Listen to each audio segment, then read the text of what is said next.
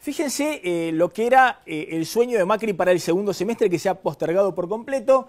La idea de que la caída del PBI fuerte ya desde fin del año pasado y con una caída muy importante en el primer semestre del año, se iba a empezar a recuperar la línea azul, y la idea de que la inflación que se disparó en el primer semestre iba a empezar a bajar fuertemente en el segundo semestre del año.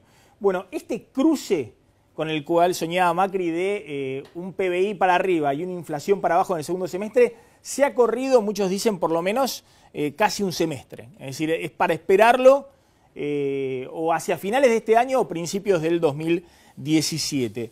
En un contexto en el cual la inflación es la mayor hoy preocupación del gobierno y los índices de inflación del primer semestre son espantosos, porque tienen que ver en parte con la devaluación y en parte con el tarifazo que insólitamente aparte no está vigente. Es decir, el gobierno se comió en todos los índices, y el bolsillo del consumidor también, el fogonazo inflacionario, no solamente por la devaluación, sino también por el tarifazo, y ahora nos enteramos que el tarifazo está suspendido, tanto de luz como de gas, en todo el país. Y la pregunta es cómo viene julio, y julio está polémico.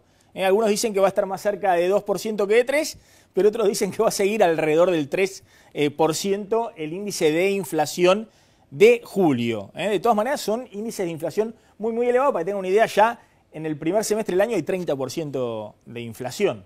Y la inflación del año, medida por el índice de la Ciudad de Buenos Aires, no va a cerrar abajo del 40%.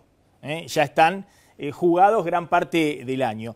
Y el otro tema que tiene pendiente el gobierno, les decía, con gran preocupación, es el tarifazo, porque ha hecho, si se quiere, todo el costo político del tarifazo y se lo frenó la justicia, y ahora están viendo cómo define por penales la Corte Suprema de Justicia. Y aún aplicando el tarifazo, suponiendo que estuviera vigente, este año los subsidios iban a ser de 250.000 millones de pesos. Más del 75% del déficit fiscal de este año iban a ser los subsidios. Si no se aplica el tarifazo, bueno, estos números se disparan mucho más. Entonces hay toda una preocupación en el gobierno, y sobre todo porque el tarifazo estaba pensado como el primer paso de una secuencia de tarifazos necesarios para achicar una cuenta exorbitante de subsidios que explican prácticamente, les decía, el 80% del déficit fiscal. Si uno mira qué pasa en la luz o en el gas, con el tarifazo vigente apenas se cubre con la tarifa media el 30% del costo de la electricidad en la Argentina.